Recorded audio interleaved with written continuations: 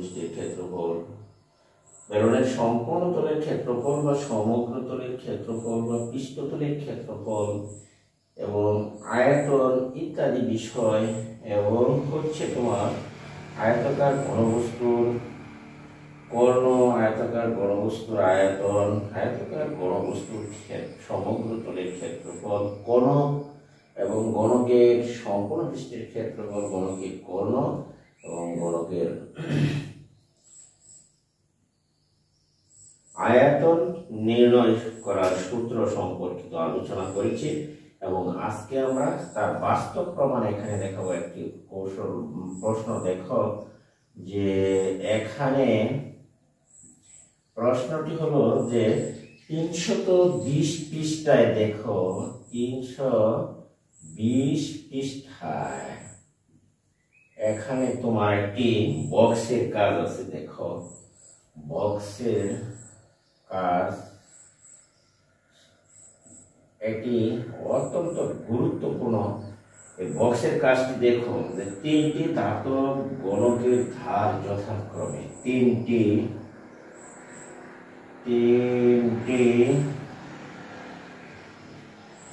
ধাতব গণকের ধার যথাক্রমে তোমার দেখো 3 সেন্টিমিটার, 3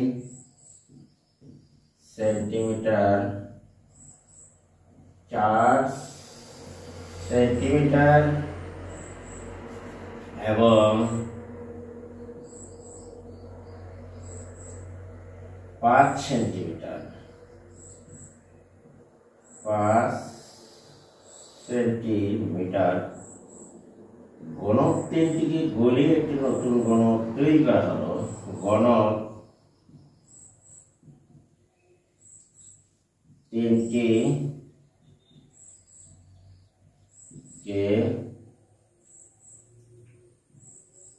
গলিয়ে গণক তিনটিকে দেখো গণক তিনটিকে গলিয়ে একটি নতুন গণক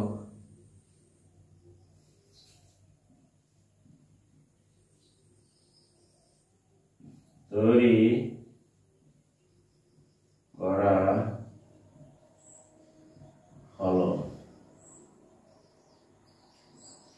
নতুন গণকের সম্পূর্ণ পৃষ্ঠের ক্ষেত্রফল ও কোণের দৈর্ঘ্য নির্ণয় করো। তাহলে নতুন গণকের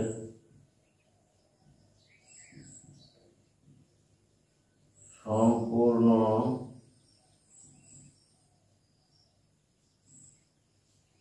পৃষ্ঠা, নতুন গণকের সম্পূর্ণ পৃষ্ঠের ক্ষেত্রফল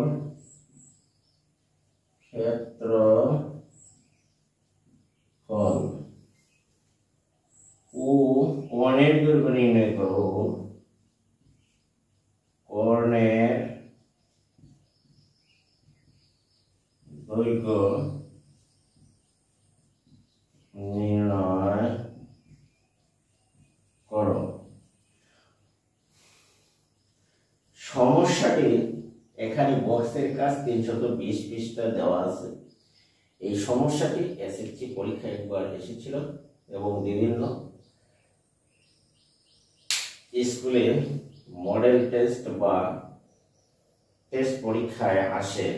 তবে অঙ্কটি অত্যন্ত গুরুত্বপূর্ণ একটি অঙ্ক, তোমরা সবাই মনোযোগ সহকারে দেখো। তাহলে দেখো এটি সমস্যা, এই সমস্যাটির সমাধান কিভাবে করা যায়। এখানে তোমরা আগে এটির সমস্যাটি একটু পড়ে নাও। দেখো যে 3টি ধাতব ঘনকের ধার যথাক্রমে 3 সেন্টিমিটার, 4 সেন্টিমিটার এবং 5 সেন্টিমিটার গণক তিনটিকে গলিয়ে একটি বড় গণক তৈরি করা হবে এই বড় ঘনকটা নতুন ঘনক বলে আখ্যায়িত বা বলি একটি নতুন ঘনক তৈরি করা হলো। এখন দেখো যে এই নতুন ঘনকে সম্পূর্ণ পৃষ্ঠের ক্ষেত্রফল এবং ঘনকের কোণের দৈর্ঘ্য নির্ণয় করতে হবে। আশা করি প্রিয় শিক্ষার্থীরা তোমরা এটি ভালো করে একটু বুঝে নাও, দাগটি পড়ো। এখন দেখো এখন যদি আমরা সমস্যাটির সমাধান করি তাহলে দেখি সমাধান কিভাবে করা যায় অতি সহজভাবে।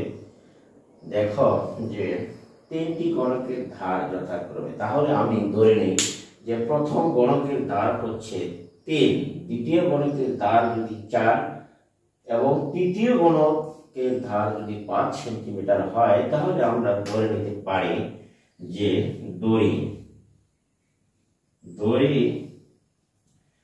প্রথম, এখানে দেখো যে প্রথম গণকের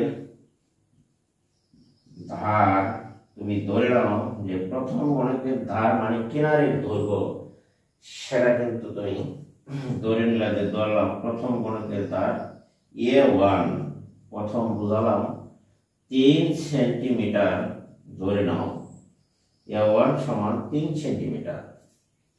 এবং দ্বিতীয় গণকের ধার, দ্বিতীয় গণকের ধারের দৈর্ঘ্য ধার সমান হচ্ছে তোমার A2 4 সেন্টিমিটার। শর্টকাট ধরো তৃতীয় গণকের, দেখো গণকের ধার A3 এখানে হচ্ছে 5 সেন্টিমিটার। আশা করি তোমরা এটুকু বুঝতে পেরেছ। আমরা যদি এই গণকের আয়তন বের করি তাহলে আমরা শিখেছিলাম গত দুদিন পূর্বে যে ভিডিও দেওয়া হয়েছিল গতকালকে, যে গণকের ধারের এক ধার দেওয়া আছে, তাহলে এর আয়তন হবে, যেহেতু গণকের দৈর্ঘ্য প্রস্থ এবং উচ্চতা সমান, তাহলে হবে গণকের আয়তন A3। তাহলে আমরা লিখতে পারি, সুতরাং প্রথম গণকের আয়তন, প্রথম গণকের, আমি ভেঙে তোমাদেরকে করে দিচ্ছি। দেখো যে প্রথম গণকের আয়তন আমরা সূত্র জানি যে প্রথম গণকের আয়তন সমান হচ্ছে তোমার, যেহেতু প্রথম গণকের A1 তাহলে হবে A3, সুতরাং দ্বিতীয় গণকের আয়তন হবে, এখানে হবে A2 কিউব, তৃতীয় গণকের আয়তন হবে তোমার, এখানে যদি আমি ভেঙে করি তাহলে দেখো A3 কিউব উপরে এত ঘন সেন্টিমিটার হবে। যদি আমরা ধরি তাহলে ঘন সেন্টিমিটার আমরা লিখতে পারি।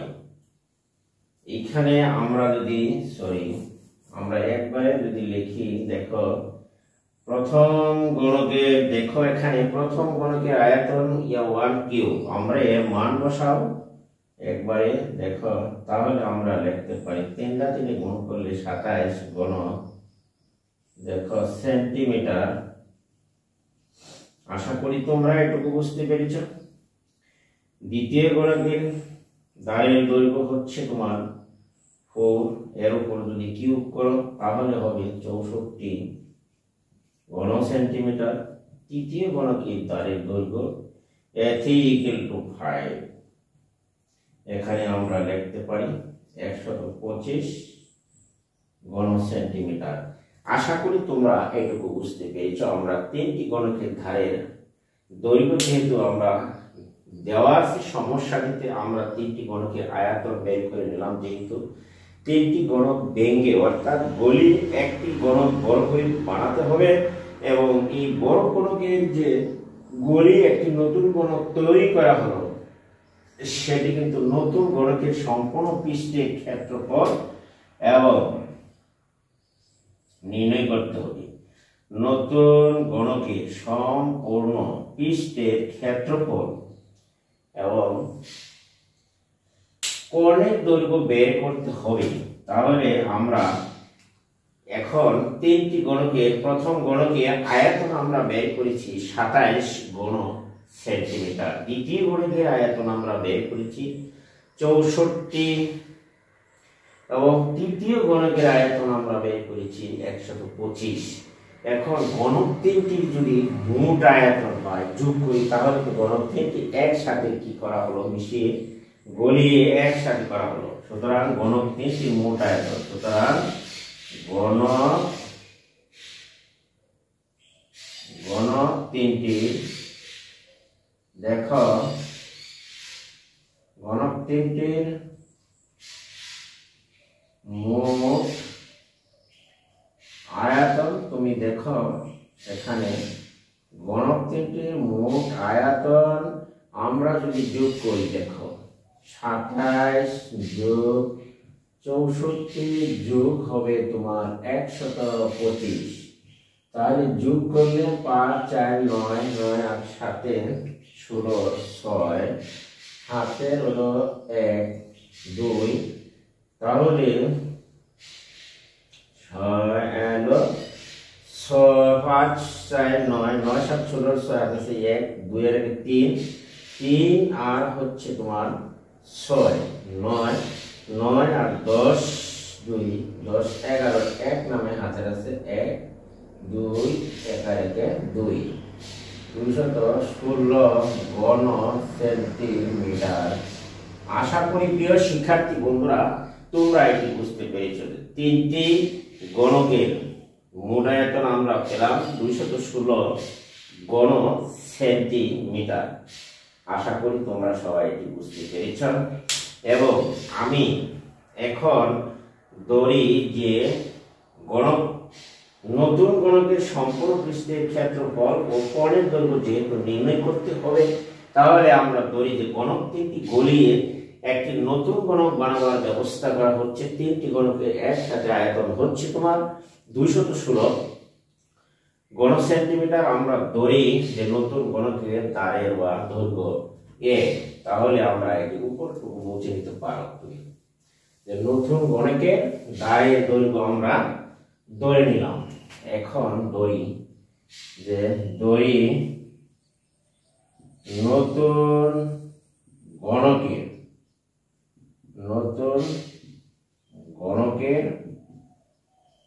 দাঁড়ের দেখো দাঁড়ের দৈর্ঘ্য, নতুন গণকের দাঁড়ের দৈর্ঘ্য ধরলাম আমরা সেন্টিমিটার। তাহলে আমরা নতুন গণকের দাঁড়ের দৈর্ঘ্য পেলাম সেন্টিমিটার। অতএব নতুন গণকের আমরা যদি লিখি যে নতুন গণকের দেখো নতুন গণকের আয়তন আমরা পাই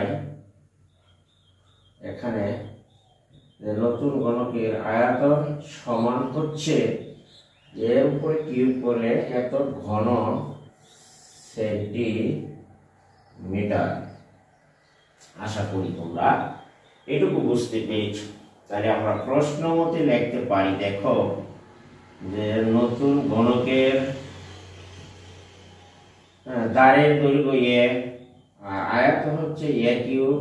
এই নতুন গণক তৈরি করতে হলে এই তিনটি গণকের আয়তন সমান হবে, যেহেতু এখানে এই কথাই বলা হচ্ছে। বা আমরা যদি লিখি এর ঘনমূল করো, তাহলে আমরা দেখি যে 216 এর ঘনমূল করলে 216 6 এর উপর যদি তুমি কিউব দাও আর এই রুলের উপর যদি 1/, থাকে তাহলে আমরা লিখতে পারি এভাবে আমরা লিখতে পারি, অর্থাৎ 216 ঘনমূল। এই 216 ঘনমূল তাহলে আমরা নিচের অংশটুকু মুছে দিতে পারি। দেখো যে তিনটি, এবার দেখো আমরা 16.4 প্রশ্নমালার এখানে 320 পৃষ্ঠা বক্সের কাজের সমাধান করছি আমি। দেখো 216.4 এখন আমরা যদি এটুকু আমরা লিখতে পারি, দেখো যে আমরা এর মান বের করব, তাহলে আমরা লিখতে পারি আমাদের যুক্তি হচ্ছে যে 216 এটুকু কিন্তু আমরা এখানে এইভাবে লিখতে পারি বর্গমূলকে। তাহলে বর্গমূল হচ্ছে এখানে 216 কে আমরা লিখতে পারি 6 কিউ, আর যেহেতু এর উপরে পাওয়ার রুট এর বর্গমূল, তাহলে আমরা দেখি যে ভিতরের পাওয়ারের সাথে এই পাওয়ার যদি গুণ হয়, এখানে তুমি লিখতে পারো যে এটি কাটা। তাহলে আমি পেলাম, দেখো একেবারে ভেঙে ভেঙে এইটুকু কাটা গেলে 6। তাহলে নতুন গণকের দাঁড়ের দৈর্ঘ্য আমরা পেলাম 6 সেন্টিমিটার। নতুন গণকের দাঁড়ের দৈর্ঘ্য আমরা কত পেলাম? 6 সেন্টিমিটার পেয়েছি আমরা নতুন গণকের দাঁড়ের দৈর্ঘ্য। এখন আমার কাছে প্রশ্ন ছিল যে নতুন গণকের আয়তন এবং নতুন গণকের সম্পূর্ণ পৃষ্ঠের ক্ষেত্রফল। সুতরাং দেখো যে নতুন গণকের সম্পূর্ণ, এখানে দেখো নতুন গণকের সম্পূর্ণ পৃষ্ঠের